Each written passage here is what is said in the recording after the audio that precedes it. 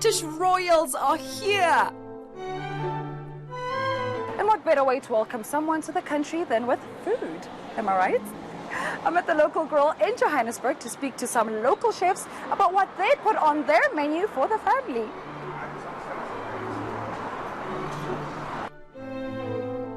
It's their first official tour as a family.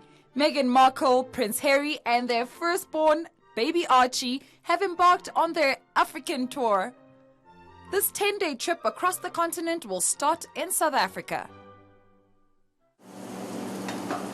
Chef Vusi ranks among the 7 best young chefs in the world, so I thought he'd be the go-to person for the main dish. I'm going to take a different take on Sunday roast.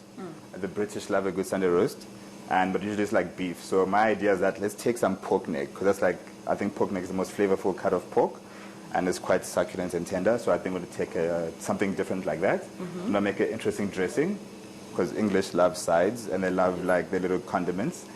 So we're going to make a dressing with mustard, beer, and honey. And then we'll make a little salad on top with some cabbages and apples, just to freshen it up a bit. Okay, so it's interesting that you're talking about adding beer to it. What does the beer do?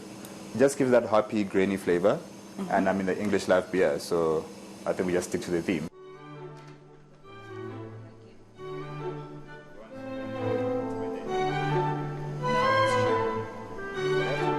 The couple will be joined by baby Archie, which is so exciting.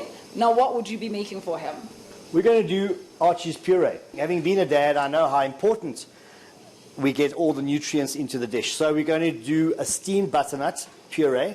So I'm just going to take a couple of spoons of that, of the butternut. We're going to add what I think is the magic potion, and that's the bone marrow broth. So we're going to add a spoonful of the bone marrow broth. Now, this bone marrow broth has been cooking for about 36 hours. It's filtered 7 or 8 times, but the nutrients in there are essential. Okay. Then we're going to give it a little bit of a grating of ginger. Not too much, because, as you know, it can be quite sharp. Yes. A little leaf or 2 of basil. Now, this is where we could choose to use sage. In this case, we've used basil because it's springy. We want it to be nice and fresh. And now this is going to go straight like this into our blender to puree it. So maybe you let us know. And now for my favorite, dessert. Chef Dash will be giving them a local treat. Malva pudding ice cream, pumpkin fritters with cinnamon sugar, and oranges cooked in brandy and butter. It is Heritage Month after all. What made you decide on these specific desserts? These represent, what most South Africans or a lot of South Africans eat. I mean, pumpkin fritters are a traditional item, but there's variations of them throughout all the cultures in South Africa. I think every South African knows the taste of Malva and can associate that taste with a memory.